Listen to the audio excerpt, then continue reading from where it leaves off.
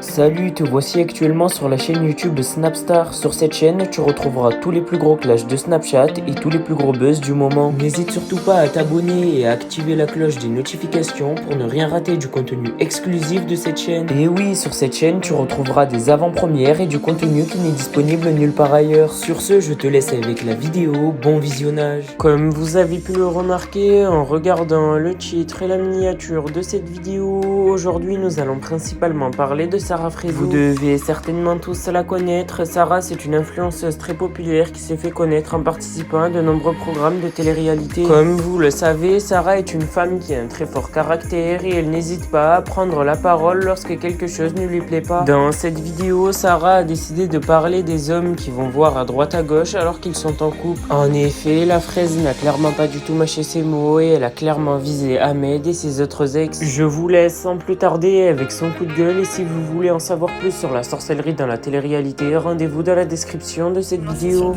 Dans des terrains comme ça. Tu penses quoi des hommes mariés qui veulent faire croire qu'il n'y a plus rien avec alors qu'ils sont toujours avec? Donc si j'ai bien compris, qu'est-ce que je pense des hommes mariés qui disent qu'ils ne sont plus avec leur femme et qu'au final on se rend compte qu'ils sont toujours avec leur femme mariée et tout. Je trouve ça petit déjà je trouve ça trop petit parce que en fait la meuf avec qui ils vont jouer en face pendant ce temps qu'ils sont encore mariés et en couple, bah elle va se manger des rafales en sachant que le 3/4 du temps elles ne sont pas au courant qu'elles ont des femmes. Ou sinon si elle est au courant, bah c'est que la meuf elle cherche la merde. Mais je vous parle dans un cas général où la meuf n'est pas au courant et que le mec se met à draguer en lui disant ça y est, bah je suis plus avec ma femme, alors qu'en fait il y a toujours il est toujours avec sa femme et tout se passe bien, il rentre tous les soirs chez lui et le mec à chaque fois qu'il a un coup d'appel il va te parler dans la voiture où il attend de sortir de chez lui, il te dit ah j'étais au cul.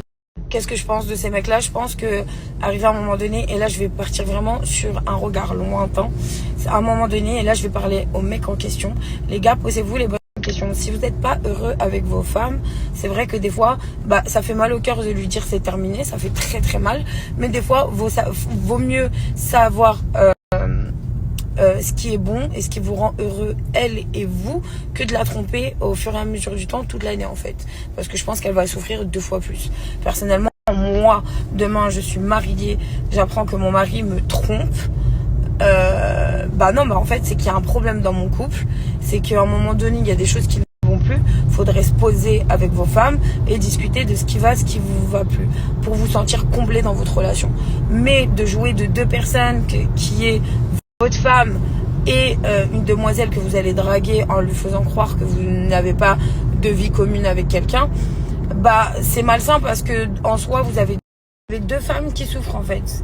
Ça veut dire que vous avez la femme que vous trompez et la femme que vous êtes en train de tromper par une vie qui n'est pas la vôtre. Parce que quand vous dites que vous n'êtes plus avec votre femme et qu'au final elle se rend compte que en fait vous avez une vie de couple, une vie de famille des fois, et que elle en fait c'était juste le passe-temps du week-end, franchement ça fait vraiment mal pour une femme.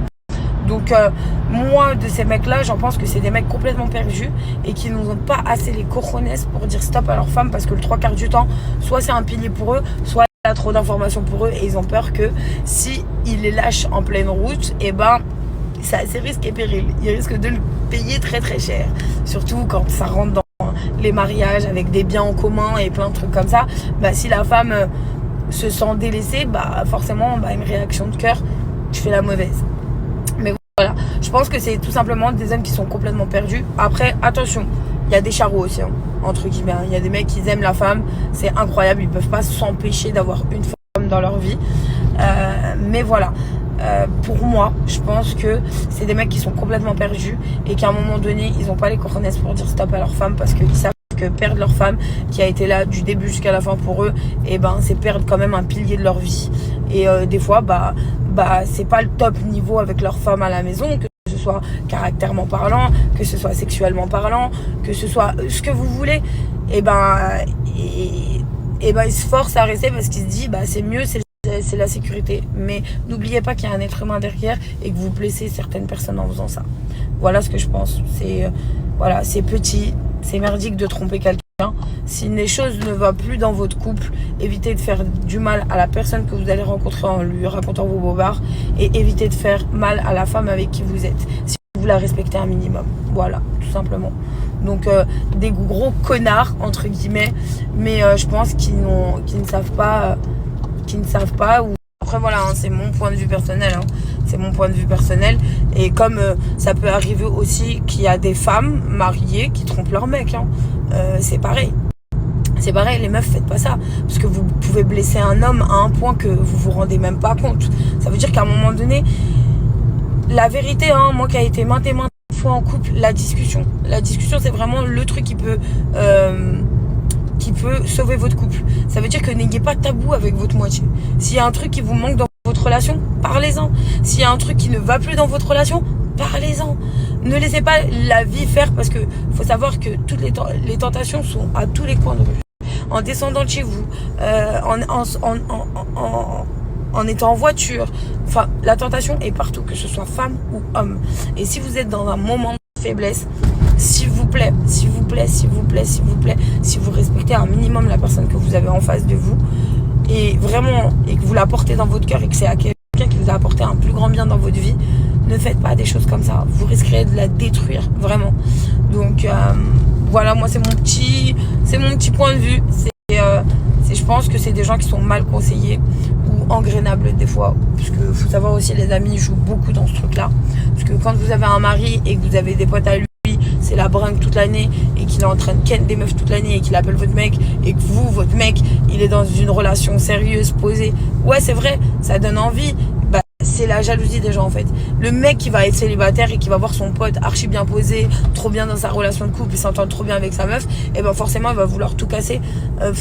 Indirectement parlant, il va l'appeler, il va lui dire vas-y viens, non, lui il va même pas se rendre compte, parce qu'en vrai il a une vie de célibataire et vous pouvez même pas lui en vouloir. Mais voilà, aussi les fréquentations, bah ça fait énorme dans le couple, hein, que ce soit mec ou meuf, hein. Le célibataire qui va appeler quelqu'un qui est en couple risque vraiment de déstabiliser la personne qui est en face, surtout à des moments les plus faibles dans votre relation.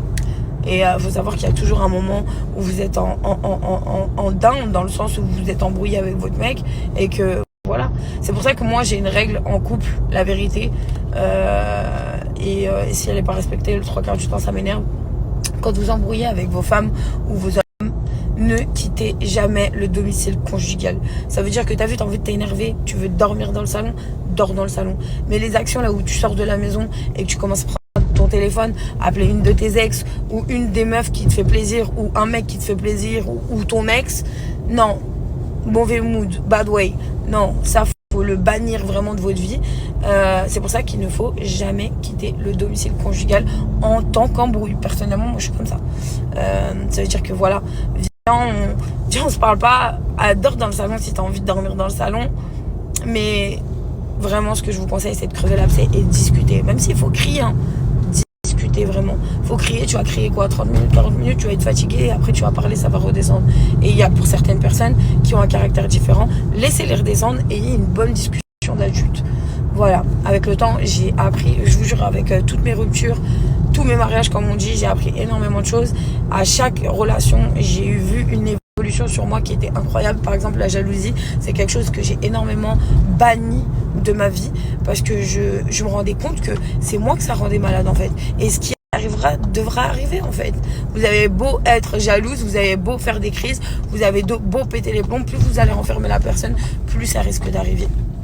Voilà. Et quoi, je pense que ça, je vais en faire beaucoup de thèmes comme ça sur ma chaîne YouTube. Je vais prendre aussi un avis d'un homme. Je prendrai un homme aussi sur mes avis YouTube, complètement neutre, un ami à moi ou peu importe, ou même un abonné à moi qui voudrait faire une partie YouTube avec moi, pour avoir aussi le ressenti d'un homme en face. Donc je vous donnerai l'avis d'une femme qui est moi, mon avis personnel, je répète, mon avis personnel, ça veut dire que ça ne concerne pas tout le monde, en tout cas c'est ce que je pense moi, mais je prendrai aussi l'avis d'un homme.